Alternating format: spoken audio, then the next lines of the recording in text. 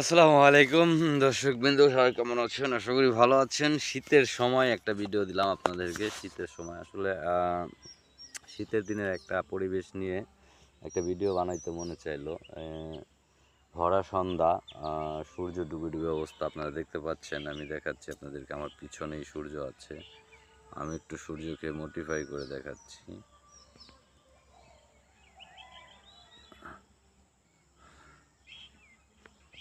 এই যে দেখতে পাচ্ছেন, এই যে সূর্যটা ডুবে যাচ্ছে। তো এমন একটা জায়গায় আছি আমি। সূর্যটা কি সুন্দর দেখা যাচ্ছে, সূর্য ডুবে যাচ্ছে অস্থায়ী পথে। তো আমি একটা কৃষি জমিতে আছি, আপনারা দেখতে পাচ্ছেন আমার পিছনে এটা মূলো ক্ষেত।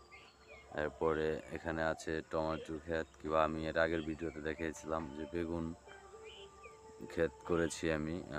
এগুলো এখানে আসলে এটা অনেক বড় একটা জায়গা, আমি দেখাচ্ছি, আমি ঝুম করে দিয়েছিলাম। তো গ্রামের একটা প্রকৃতি বেশে আছি, অনেক সুন্দর একটা পরিবেশে আছি এখন বর্তমানে।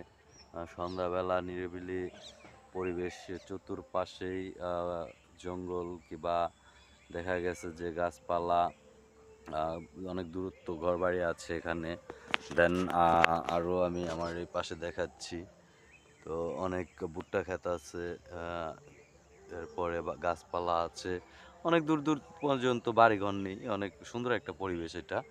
তো এখানে এমন একটা পরিবেশে বসে মনে হলো যে আমি বর্তমানে যেভাবে এখানে বসে একটা ভিডিও করতেছি, কিংবা দেখতে পাচ্ছেন অনেকে ক্ষেত খামারিতে কাজ করতেছে।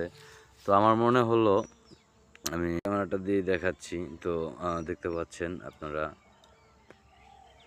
তো এইভাবেই আমার মনে হলো যে এই সময় একটা ভিডিও দেই, একটা কৃষকের গল্প নিয়ে। যে কৃষক যারা আছে বর্তমানে প্রতিটা দেশে, প্রতিটা আনাচে কোনাচে, প্রতিটা গ্রামে গঞ্জে কৃষক যারা আছে তারা মোটামুটি একটা পর্যায়ে এই সময়টা কৃষি মাঠে কোনো না কোনো কাজে তারা ব্যস্ত আছে। হয়তো কেউ ফসল বুনতেছে, কিংবা কেউ ছিঁড়তেছে, কেউ ফসল উঠাচ্ছে। তো এরকম একটা পরিবেশে আবার কিছু ক্ষেত্রে দেখা গেছে যে গাজরের সিজন এখন।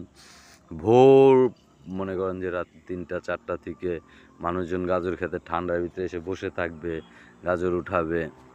ওগুলো আবার ব্যাপারীরা ধুবে, দ্রুত করে আবার মার্কেটে নিয়ে যাবে। মার্কেটিং করার পর এগুলো বিভিন্ন রাষ্ট্রে চলে যাবে। তো এই ফসল এইভাবে পৃথিবীটা চলতেই আছে। যখন আমি এখন বর্তমানে যে জায়গা থেকে বলছি, এরকম অন্য অন্য জেলাতেও ঠিক এরকম একটা কিছু দৃশ্য চলতেছে। আসলে পৃথিবীটা এমন একটা জিনিস, আমরা যেভাবে একটা ফসল উগাই ঠিক সেইভাবে